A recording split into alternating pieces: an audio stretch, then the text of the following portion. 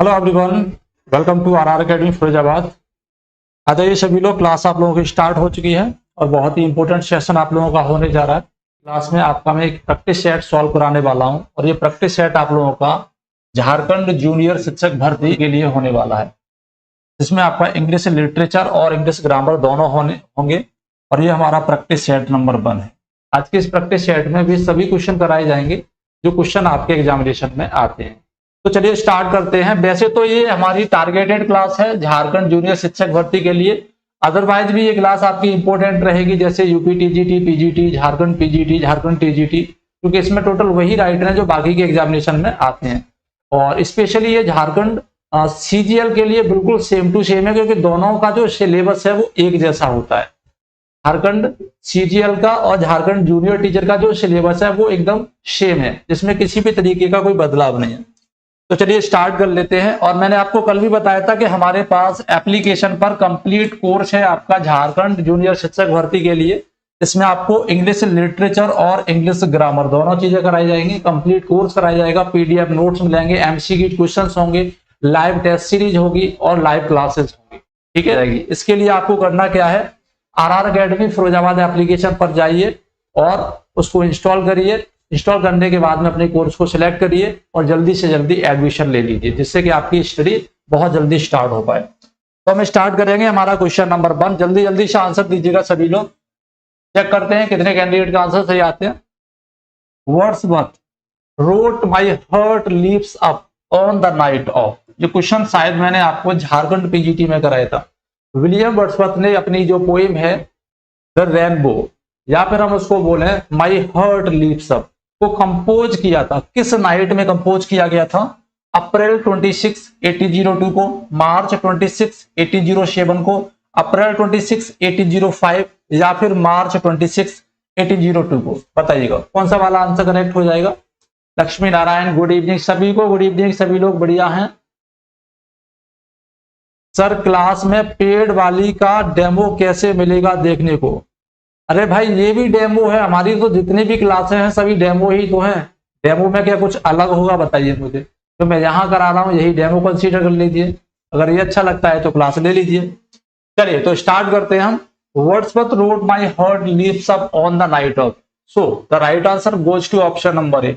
इनका option number A आ रहा है। He compose the poem my heart leaps up, इसका जो दूसरा टाइटल है वो क्या है? The rainbow. द रेनबो याद रखेंगे। On the night of April 26, 1802। अगर बात करें इसको पब्लिश कब किया गया था, then it was published in poems in 2 volumes. Poems in 2 volumes. मैंने आपको लास्ट डे भी बताया था कि विलियम वर्ड्सवर्थ की जो पोएम्स हैं जिनको 1802 के बाद में, 1802 के बाद में और 1807 तक लिखा है, ज्यादातर जो पब्लिश की गई हैं पोएम्स इन 2 वॉल्यूम्स 1807 में ही पब्लिश की गई हैं। आप लोग ध्यान रखिएगा। तो ये पोएम भी हमारी पब्लिश की गई थी, पोएम्स इन 2 वॉल्यूम्स इन 1807। ठीक है, चलिए नेक्स्ट बढ़ते हैं अगले क्वेश्चन पर। तो सभी लोगों का आंसर बिल्कुल करेक्ट है। चलिए भाई क्वेश्चन नंबर 2 है, why was Wordsworth accused of being lost leader? William Wordsworth को लॉस्ट लीडर क्यों कहा गया है? Because he accepted the post of the poet laureateship of England, क्योंकि उन्होंने पोएट लॉरेटशिप को एक्सेप्ट किया था इंग्लैंड में। Because he started refusing the established poetic theories, क्योंकि उन्होंने जो पोएटिक थ्योरी थी जो रोमांटिक इरा में इस्टेब्लिश की गई थी उनको बाद में मना कर दिया था अपनाने के लिए कि मैं अब इस तरीके की थ्योरीज पे काम नहीं करूंगा। नेक्स्ट वन हमारा दिया है, because he gave up the love for nature. Because सभी जानते हैं William Wordsworth was the worshipper of nature, but यहां पर पॉइंट दिया गया है कि उन्होंने जो नेचर से प्रेम था उसको त्याग दिया था, जिनका राइट आंसर आ रहा है ऑप्शन नंबर ए। ठीक है ना, because he accepted the poet post of the poet laureate of England. ये पोएट लॉरेट कब बने थे इंग्लैंड के, ये मैं आपको कई बार बता चुका हूं। ठीक है ना, आफ्टर रॉबर्ट साउदीज डेथ। ठीक है, रॉबर्ट साउदी, रॉबर्ट साउदी की डेथ कब हुई थी? 1843 को। तो 1843 तक जो पोएट लॉरेट थे वो हमारे कौन थे? रॉबर्ट साउदी थे। इनकी डेथ के बाद में विलियम वर्ड्सवर्थ को 1843 में पोएट लॉरेट बना दिया गया था इंग्लैंड का। That is why option number ए हमारा करेक्ट रहेगा। अच्छा, यहाँ पर क्वेश्चन ये है कि लॉस्ट लीडर किसने कहा है? तो रॉबर्ट ब्राउनिंग ने अपनी पोएम जिसका सेम टाइटल है द लॉस्ट लीडर, जिसको 1845 में, कब लिखा गया था? 1845 में, 1845 में, ठीक है ना, एक सेकेंड, 1845 में, इसके द्वारा, रॉबर्ट ब्राउनिंग के द्वारा, रॉबर्ट ब्राउनिंग। ओके, क्वेश्चन ये आ जाए कि किसने कहा है? तो रॉबर्ट ब्राउनिंग ने कहा है। किसमें कहा है? तो द लॉस्ट लीडर नाम की इनकी जो पोएम है जिसको 1845 में लिखा गया था एक्यूज करने के लिए विलियम वर्ड्सवर्थ को, उसमें इन्होंने विलियम वर्ड्सवर्थ को लॉस्ट लीडर कहा है। आगे बढ़ते हैं। Wordsworth famous preface to the Lyrical Ballad was, William Wordsworth की जो preface to the Lyrical Ballad है वो बेसिकली क्या है? आपके पास चार ऑप्शन दिए गए हैं। The preface to the second edition of the Lyrical Ballad, यानी कि सेकंड एडिशन है उसकी ये प्रीफेस थी, या फिर एक सेपरेट सप्लीमेंट था लिरिकल बैलेड का। लास्ट में हमारे पास एक रीजॉइंडर था कॉलरिज का, जो बायोग्राफिया लिटरेरिया में बाद में ऐड कर दिया गया था। तो कौन सा वाला आंसर हमारा करेक्ट रहेगा, बताइएगा। Okay, 6 to 8 JSSC English paid course को कब से स्टार्ट हो रहा है? कोर्स ऑलरेडी स्टार्ट हो गया भाई, ऑलरेडी स्टार्ट हो गया है कोर्स। उसमें आधे से ज्यादा कंटेंट आपका ऑलरेडी दिया गया है, ठीक है। आप लोग जाकर उससे तैयारी कर सकते हैं, और बाद बाकी की जो चल रही है वो आपकी लाइव क्लासें हैं। चलिए, तो इस क्वेश्चन का राइट आंसर हो जाएगा हमारा ऑप्शन नंबर ए। ऑप्शन नंबर ए हो जाएगा, जिनका ऑप्शन नंबर है, बिल्कुल ठीक है। हम समझेंगे प्रीफेस क्या है, हम समझेंगे प्रीफेस क्या है। बेसिकली 1798 में, समझ लीजिएगा, ईयर था 1798, 1798, विलियम वर्ड्सवर्थ और एसटी कॉलेज का एक कोलैबोरेटेड वर्क पब्लिश किया गया जिसका टाइटल था लिरिकल बैलेड। क्या था? Lyrical ballad. मेरी बात को ध्यान से समझते जाइएगा, ऐसा नहीं हो कहीं पर कंफ्यूजन रह जाए। लिरिकल बैलेड्स, ठीक है। वर्क किस किस के थे? एसटी कॉलेज और विलियम वर्ड्सवर्थ के, बट इस कलेक्शन को पब्लिश किया गया था एनोनोमियसली, एनोनोमियसली यानी बिना किसी लेखक के नाम के। तो ये बिना किसी लेखक के नाम के पब्लिश किया गया था। इस लिरिकल बैलेड में बहुत सारी पोएम थी, हम काउंट भी करके बताएं तो टोटल 23 पोएम्स थी। कितनी थी? 23 पोएम्स थी। इन 23 पोएम्स में से जो 19 पोएम्स थी वो किसकी थी? वो आपकी विलियम वर्ड्सवर्थ की थी। अगर और बाकी की जो 4 पोएम थी यानी 4 पोएम थी वो किसकी थी? वो एसटी कॉलेज की थी, एसटी कॉलेज की थी। इस तरीके से टोटल इसमें 23 पोएम्स थी। लेकिन ये जो पोएम थी इसमें मोस्ट ऑफ विलियम वर्ड्सवर्थ की पोएम ज्यादा थी, जिनके लिखने की जो स्टाइल थी वो कैसी थी? कन्वर्सेशन स्टाइल थी, रस्टिक लैंग्वेज में लिखा था, यानी कि एक आम आदमी की भाषा में लिखा था, कॉमन लैंग्वेज में लिखा था, जिसको कोई भी व्यक्ति बड़ी आसानी से समझ पाए। बट एक डिफरेंट टाइप का डिक्शन था पोइट्री के लिए, जो लोगों को समझ में नहीं आया, क्योंकि इससे पहले जो पोइट्री थी वो क्लासिकल लैंग्वेज में लिखी जाती थी, एक विशेष तरीके के मीटर का यूज किया जाता था। ये पोइट्री बिल्कुल कॉमन लैंग्वेज में थी, तो लोगों को अच्छी नहीं लगी, समझ में नहीं आई, लोगों ने इसको पढ़ा ही नहीं। अब जब लोगों ने इसको पढ़ा नहीं, हम जब कोई प्रोडक्शन करते हैं तो उस प्रोडक्शन का अगर किसी को समझ में नहीं आता तो उसका एडवर्टाइजमेंट करते हैं। जैसे कि मैं अक्सर अपने कोर्स का एडवर्टाइजमेंट करता हूँ, जिससे कि लोग समझ पाए कि मैं अपने कोर्स में देने के वाला हूँ। सेम इसी तरीके से वर्ड्सवर्थ ने एक प्रोडक्शन को प्रमोट करने के लिए जो काम किया वो था हमारा प्रीफेस। क्या था? प्रीफेस, जिसमें उन्होंने ये बताया कि आखिर हमने इसमें जो लैंग्वेज यूज की है उसका महत्व क्या है, वो लैंग्वेज आखिर है क्या, उसी को कहा गया है प्रीफेस टू लिरिकल बैलेड। और वो ऐड किया गया था आपका 1800 में। कब किया गया था? 1800 में। ये हमारा सेकेंड एडिशन था किसका? लिरिकल बैलेड का। जब इसमें प्रीफेस को ऐड कर दिया गया तब भी लोगों को बिल्कुल समझ में नहीं आया, थोड़ा बहुत समझ में आ गया।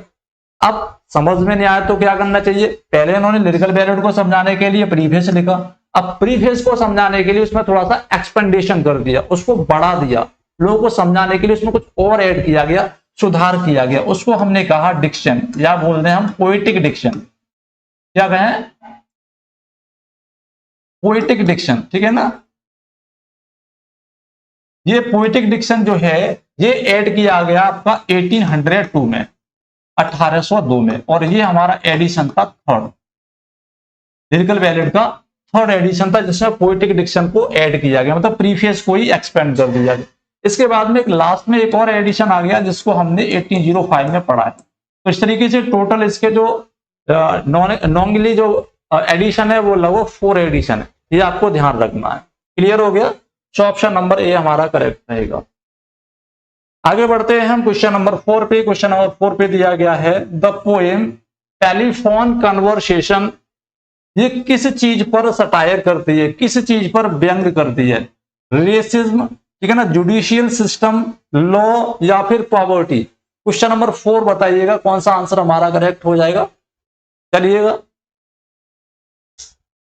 हाँ बिल्कुल ठीक है, शुभांगी सिंह कह रही है प्रीफेस 1898 में ऐड कर दिया गया, बहुत अच्छी बात है। सेकेंड एडिशन 1800 हो गया, ये और भी अच्छी बात है। मैंने जो बताया उसको समझ लीजिएगा ध्यान से, ठीक है। तो टेलीफोन कन्वर्सेशन, पहले बात करें कि ये पोएम आखिर है क्या है, तो वोले सोएंकिया की ये पोएम है, ठीक है ना। चलिए, राइटर का नेम याद रखेंगे, वोले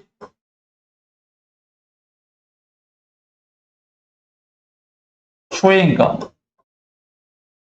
पोएट का नेम है वोले सोएंका। ये पोएम कंपोज की गई थी 1963 में। इस पोएम में बेसिकली जो हमारा राइटर है वोले सोएंका, वो एक टेलीफोन पर कन्वर्सेशन करता है, कम्युनिकेशन स्थापित करता है एक लेडी के साथ में जो अपने घर को रेंट पर देने वाली थी, ठीक है। और इसमें जो हमारा सटायर किया गया वो रेसिज्म पर किया गया। रेसिज्म का मतलब यहां पर है ब्लैक एंड व्हाइट। क्या है? ब्लैक एंड व्हाइट, क्योंकि हमारा जो राइटर है वो नाइजीरियन है, और नाइजीरियन जो कैंडिडेट हैं वो ज्यादातर ब्लैक कलर के होते हैं। दैट इज वाई यहाँ पर जो रेसिज्म है वो ब्लैक एंड व्हाइट पर है। ओके, याद रखिएगा। आगे बढ़ते हैं अगले क्वेश्चन पर। नेक्स्ट क्वेश्चन हमारे पास, Wole Soyinka was awarded the 1986, यहां पर दिया गया है किसी अवार्ड का name, in literature for in a wide culture perceptive and with poetic overtones fashioning the drama of existence. तो यहां पर आपको डायरेक्टली बता देना है कि उनको कौन सा अवार्ड दिया गया था 1986 में। उनको कौन सा अवार्ड दिया गया था? साहित्य अकेडमी अवार्ड था, पुलिट्जर प्राइज था, नोबेल प्राइज था, या फिर ये सारे के सारे प्राइज इनको दिए गए थे? बताइएगा। क्वेश्चन नंबर 5 बताना है, ठीक है। क्वेश्चन नंबर 5 बताना है, कौन सा आंसर करेक्ट हो जाएगा। चलिए, मौसमी नोबेल प्राइज आ रहा है, वेरी गुड। जिनका राइट आंसर आ रहा है नोबेल प्राइज, बिल्कुल ठीक है। ऑप्शन नंबर सी हमारा करेक्ट रहेगा, ठीक है ना, नोबेल प्राइज। आगे बढ़ते हैं अगले क्वेश्चन पर। नेक्स्ट क्वेश्चन है हमारे पास, the setting of the poem और river. The setting of the poem और रिवर, और रिवर नाम की जो पोएम है उसकी सेटिंग क्या है, ठीक है ना। आपके पास ऑप्शन दिए गए हैं, तिरुचिरापल्ली और मदुरई, कोयम्बटूर और पल्लवरम। क्वेश्चन नंबर 6 बताएंगे। चलिए, राहुल पीडीएफ मिलेगा कैसे सर पेड कोर्स का? सब कुछ मिलेगा, मैंने आपको एक ही बार में बता दिया, सब कुछ मिलेगा जो भी जरूरी होता है, ठीक है। चलिए, और रिवर नाम की जो सेटिंग है, सेटिंग का मतलब होता है the place where the story take place of a literary work. किसी लिटरेरी वर्क की जो कहानी घटित होती है जिस जगह पर, उस जगह को हम उस लिटरेरी वर्क की सेटिंग कहते हैं, स्थान के लिए, ठीक है। Good, A.K. Ramanujan, very good. तो ये जो पोएम है इसको लिखा किसके द्वारा गया है? हमारे इंडियन राइटर हैं जिनका नाम है, क्या हो रहा है, A.K. रामानुजन, ठीक है ना, A.K. रामानुजन के द्वारा लिखी गई है। और इसमें ये जो रिवर है, ये रिवर कहां पर फ्लो करती है? ये फ्लो करती है सिटी ऑफ मदुरई में। ओके, ऑप्शन नंबर बी हमारा करेक्ट रहेगा। आगे बढ़ते हैं नेक्स्ट क्वेश्चन पे। क्वेश्चन है हमारे पास, अ हेटर ऑफ नॉलेज और लर्निंग। एक ऐसा व्यक्ति जिसको सीखने से नफरत है उसको हम क्या कहेंगे? एक ऐसा व्यक्ति जिसको सीखने से नफरत है हम उसको क्या कहेंगे, ठीक है ना। बाइब्लियोफाइल, फिलोलॉजिस्ट, मिसोगिनिस्ट, या फिर मिसोलॉजिस्ट। क्वेश्चन नंबर 7 बताइएगा क्वेश्चन नंबर 7 का राइट आंसर क्या हो जाएगा? चलिए, सुनील, बिजलीना, राजेश, फिरदौस, मौसमी, सभी का आंसर चेक करूंगा मैं। अभी तक मैंने किसी के आंसर भी चेक नहीं किए थे, किसका सही जा रहा है किसका गलत जा रहा है, बट इस क्वेश्चन के आंसर मैं चेक करूंगा, ठीक है ना। क्वेश्चन नंबर 7 बताना आप लोगों को, बहुत ही इंपॉर्टेंट क्वेश्चन है। देखिए, इस क्वेश्चन का जो राइट आंसर है वो आ रहा है आपका misologist, the person who hates knowledge और लर्निंग। ओके, हमारे पास है नेक्स्ट वन, क्वेश्चन नंबर 7 का ऑप्शन नंबर ए, बाइबिलियोफाइल को हम क्या कहते हैं? सभी लोगों से पूछना है। और फिलोलॉजिस्ट का मतलब क्या है? Philologist is a one word substitution for the phrase. और मिसोलॉजिस्ट को हम क्या कहते हैं? तीनों क्वेश्चन है आप लोगों के लिए, अभी तक आपसे कोई भी सेपरेट क्वेश्चन नहीं किया गया है। बाइबिलियोफाइल का मतलब क्या है, फिलोलॉजिस्ट का मतलब क्या है, और मिसोगिनिस्ट का मतलब क्या है, सभी लोग बताएं, उसके बाद में ही हम क्वेश्चन को आगे बढ़ाएंगे। ओके, चलिए, बिजलीना, प्रवीण, सुनील, आशुतोष, गुड इवनिंग सभी को, good evening. Option number D आ रहा है, बिल्कुल ठीक है, ऑप्शन नंबर डी आ रहा है क्वेश्चन नंबर 7 का, ठीक है। चलिए, देखिए, बाइबिलियोफाइल का मतलब होता है a person who has a great interest in antiques books, यानी जिसको किताबों से बहुत ज्यादा लगाव होता है। ओके, यहां पर दिया गया ऑप्शन नंबर बी। तो फिलोलॉजिस्ट का मतलब होता है लर्नर ऑफ लैंग्वेज, या हम डायरेक्टली कहते हैं लिंग्विस्ट, एक ऐसा व्यक्ति जो भाषाओं को सीखने का शौक रखता है, ठीक है ना। मिसोगिनिस्ट, मिसोगिनिस्ट का मतलब है a person who hates extremely womens, यानी जो महिलाओं से घृणा करता है, दैट इज मिसोगिनिस्ट। आपका ऑप्शन नंबर डी हमारा करेक्ट है, अ हेटर ऑफ नॉलेज और लर्निंग। नेक्स्ट वन, अगला क्वेश्चन है हमारे पास में, a person who renounces the world and practises self discipline in order to attain salvation, यानी एक ऐसा व्यक्ति, चलिए हिंदी नहीं बताऊंगा अदरवाइज आप आसानी से कर सकते, चलिए बता देता हूं। एक ऐसा पर्सन जो सब कुछ त्याग देता है, जो सांसारिक चीजें हैं उन सभी सांसारिक चीजों का त्याग कर देता है, and make a self practice, किसके लिए? In order to attain salvation, मोक्ष की प्राप्ति करने के लिए वो जो दुनियादारी है, सांसारिक जो भोग विलास की चीजें हैं उन सभी चीजों को छोड़ देता है, उसको हम क्या कहते हैं? ओके, फिरदौस, मौसमी, सोना, प्रीति, नेहा, सुनील कुमार, कुसुम, ऑप्शन सी आ रहा है, बिल्कुल ठीक, डिवोटी। डिवोटी का मतलब है, डिवोटी का मतलब क्या होता है? A person who has a great interest, person who has a great interest in someone और समथिंग, किसी व्यक्ति के प्रति किसी का बहुत ज्यादा इंटरेस्ट हो, रुचि हो, उसमें बहुत ज्यादा ध्यान लगाता हो, दैट इज डिवोटी, ठीक है ना। यहां पर स्केप्टिक दिया गया है, ठीक है ना, और दिया गया ascetic. Ascetic is the right answer. Sceptic का मतलब है a person who has doubt और question regarding the established faith, यानी जो पहले से जो विश्वास लोगों के मन में है, जो हम जानते हैं, जिसको हम मानते हैं, उन्हीं चीजों पर जो क्वेश्चन करता है वो हमारा क्या होता है? स्केप्टिक। और एसेटिक का मतलब होता है a person who renounces the world and practices self discipline in order to attain the salvation, जिसको हम बोल सकते हैं साधु, ठीक है ना, तपस्वी भी बोल सकते हैं। चलिए आगे बढ़ते हैं, नेक्स्ट वन, क्वेश्चन नंबर 9 पे पूछा जा रहा है, poet Rabindranath Tagore won the Nobel Prize for Literature in the year of 1910, 1913, 1917 और 1911। चलिए, क्वेश्चन नंबर 9 का राइट आंसर बताना है, कौन सा हमारा आंसर हमारा करेक्ट हो जाएगा? चलिए, फिरदौस आलम, श्वेता गुप्ता, प्रवीणा, मौसमी, 1913, बिल्कुल ठीक है, सभी लोगों का आंसर बिल्कुल करेक्ट है। ऑप्शन नंबर बी हमारा करेक्ट रहेगा। दिया क्यों गया था आपको पता होना चाहिए। रविंद्रनाथ टैगोर का एक एंथोलॉजी है जिसको हम बोलते हैं गीतांजलि। क्या बोलते हैं? गीतांजलि। गीतांजलि को ओरिजिनली लिखा गया था और पब्लिश किया गया था 1910 में। किस लैंग्वेज में? बंगाली में, ठीक है। अच्छा, इसके बाद में इसको ट्रांसलेट किया गया किस में? इंग्लिश में ट्रांसलेट किया गया इसको, इंग्लिश में। पब्लिश कब किया गया? 1912 में, 1912 में।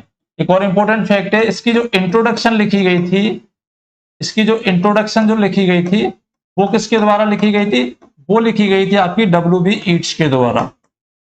W.B. ईट्स जो कि एक आयरिश पोएट है। कौन है? आयरिश पोएट है। इन्होंने इसकी जो इंट्रोडक्शन है वो लिखी थी। तो इसी 1912 के जो कलेक्शन था जिसको हम बोलते हैं सॉन्ग ऑफरिंग, सॉन्ग ऑफरिंग्स, इसके लिए इनको नोबेल प्राइज दिया गया था 1913 में। आगे बढ़ते हैं अगले क्वेश्चन पर। पूछा जा रहा है A.K. Ramanujan was awarded the Sahitya Akademi award in. A.K. Ramanujan also a Indian poet, इनको साहित्य अकेडमी अवार्ड किस ईयर में दिया गया था? 2000, 2012, 1999 और 1978। A.K. रामानुजन को किस ईयर में नोबेल प्राइज दिया गया था, सॉरी साहित्य अकादमी अवार्ड दिया गया था? चलिए, फिरदौस आलम, प्रवीण, ऑप्शन डी आ रहा है। तो कोई बात नहीं, अभी तक किसी का आंसर नहीं आया है, अभी तक किसी का आंसर नहीं आया है। नोट कर लीजिएगा 1999 में। अब आप लोग कह रहे होंगे कि ये तो जिंदा नहीं थे, तो इनको पोस्ट माउसली साहित्य अकादमी अवार्ड दिया गया था। ठीक है, posthumously, option number C हमारा करेक्ट रहेगा। अगला क्वेश्चन है which river is referred in the poem a river by A.K. Ramanujan. A.K. Ramanujan की जो पोएम है अ रिवर है ना, और रिवर, इसमें जो रिवर रेफर की गई है जिसके बारे में बात की है A.K. रामानुजन ने, वो रिवर कौन सी है? मदुरई, सन, तेवर या वैकई? क्वेश्चन नंबर 11 बताएंगे। क्वेश्चन नंबर 11 का राइट आंसर कौन सा हो जाएगा? कौन सी रिवर है बताइएगा? श्वेता गुप्ता, प्रवीण, फिरदौस आलम, सभी का ऑप्शन ए आ रहा है। तो याद रखेंगे Madurai is the setting of the poem और river. Madurai is the setting of the poem और river. Madurai is the city of temple and poets, इनके बारे में A.K. रामानुजन ने इस पोएम में डिस्क्राइब किया है।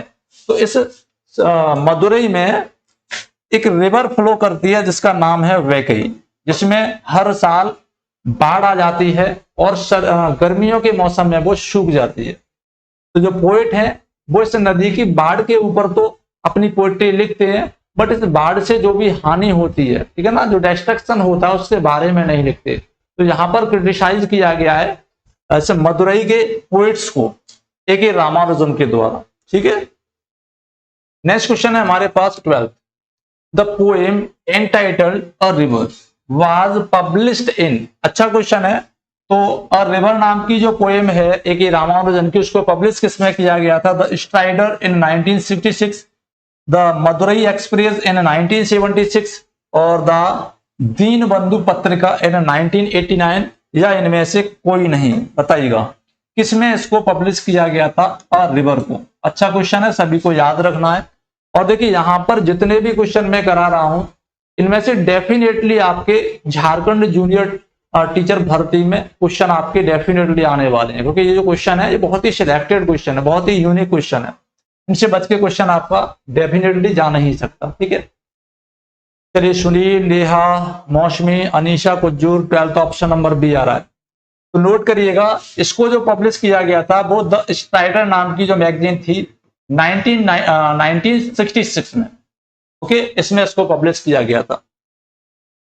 अगला क्वेश्चन है who wrote these lines and in which poem do these line often? बताइएगा मुझे। तो यहां पर है eyes I dare not meet in dreams in death's dream kingdom. बहुत ही पॉपुलर लाइन है और आई होप के सभी लोगों ने इन लाइन्स को पढ़ा होगा। ठीक है, सभी लोग बताइएगा कौन सा वाला आंसर हमारा करेक्ट हो जाएगा। चलिए, और अभी तक आप लोगों ने वीडियो को लाइक नहीं किया है, वीडियो को लाइक कर दीजिए, इससे लाइक का जो नंबर है वो सेम बना रहे। ठीक है, चलिए नेहा, अनीशा, कुज्जूर, मौसमी, ऑप्शन ए आ रहा है। सभी लोग बताइएगा कौन सा वाला आंसर हमारा करेक्ट हो जाएगा क्वेश्चन नंबर 13 का। क्वेश्चन नंबर 13 का तो ऑप्शन पे दिया गया W.B. Yeats in Leda and the swan, तो इसमें तो ये नहीं है, है ना। T.S. इलियट की पोएम है द होलोमैन। द होलोमैन, ये जो लाइनें हैं आपकी इसी पोएम से ली गई है, इनको आप लोग लर्न कर लीजिएगा। आगे बढ़ते हैं, क्वेश्चन नंबर 14 दिया गया है sir Walter de la Mare worked in London in the accounting department of. तो सर वाल्टर डेलामेयर ने लंदन के अकाउंटिंग डिपार्टमेंट में काम किया था, तो वो कहां था? The Anglo American oil company में था, the Anglo European oil company में था, या the Anglo German oil company में था, या the British east India company में था? बताइएगा कहां पर इन्होंने काम किया था। चलिए सुनील, नेहा तिवारी, मौसमी, ऑप्शन नंबर बी आ रहा है। सभी लोग बताइएगा कौन सा वाला आंसर हमारा करेक्ट है। अभी तक किसी का आंसर नहीं है तो नोट कर लीजिएगा, ऑप्शन नंबर ए हमारा करेक्ट रहेगा, the Anglo American oil company. The Anglo American oil company is the right answer. Okay, next बढ़ेंगे अगले क्वेश्चन पर। क्वेश्चन नंबर दिया गया हमारे पास 15, चेंज इनटू पैसिव वॉइस। हमें इसका पैसिव वॉइस बनाना है दिए हुए सेंटेंस का। One should not give unsolicited advice. Unsolicited का मतलब होता है अनचाही या बेमतलब की, अनचाही या बेमतलब की। तो क्या करेंगे, इसका जो पैसिव बनेगा वो क्या बनेगा? सबसे पहले हमें क्या करना है, हमें देखना है कि इसका सब्जेक्ट क्या है और इसका ऑब्जेक्ट क्या है। तो सब्जेक्ट इसका क्या है? वन है। ऑब्जेक्ट क्या है इसका? Unsolicited advice. हम अच्छे तरीके से जानते हैं कि एक्टिव से पैसिव बनाते समय सब्जेक्ट को ऑब्जेक्ट बना दिया जाता है और ऑब्जेक्ट को सब्जेक्ट बना दिया जाता है। तो अनसॉलिसिटेड एडवाइस को हम क्या करेंगे? सब्जेक्ट बनाएंगे, ठीक है ना। और यहां पर देखेंगे कि वर्ब क्या है, तो वर्ब दी गई है हमारी शुड। किसी भी एक्टिव सेंटेंस में जब मॉडल वर्ब होती हैं जैसे shall, will, could, may, might, should, ठीक है ना, ये जितनी भी जो हमारी मॉडल वर्ब है, अगर ये हमारे किसी एक्टिव सेंटेंस में आ जाए और हमें उनको पैसिव बनाना हो तो इनके बाद में हम क्या लगा देते हैं? बी लगा देते हैं और V3 करके ऐड कर देते हैं। तो हमारा जो आंसर हो जाएगा अनसॉलिसिटेड एडवाइस, ठीक है ना। दिया गया है unsolicited advice should not be given, ठीक है ना, should not be given. Option number D हमारा करेक्ट रहेगा क्वेश्चन नंबर 15 का। चलिए एक काम करिए, हम इस प्रैक्टिस सेट को धीरे धीरे आगे बढ़ाएंगे, है ना, जिससे कि मोस्टली कैंडिडेट लाइव क्लास का इंटरेस्ट ले पाए। कम है, आप सभी लोग इसको जितना ज्यादा हो सके शेयर करिए और ये प्रैक्टिस सेट आपका मैं कंटिन्यूस करने की कोशिश करता हूं, ठीक है। केवल आप लोगों का एक काम रहेगा कि आप इसको शेयर कर दीजिए जितना हो सके और चैनल को सब्सक्राइब कर लीजिए, नोटिफिकेशन बेल को दबा लीजिए जिससे कि क्लासें आप तक पहुंचती रहें।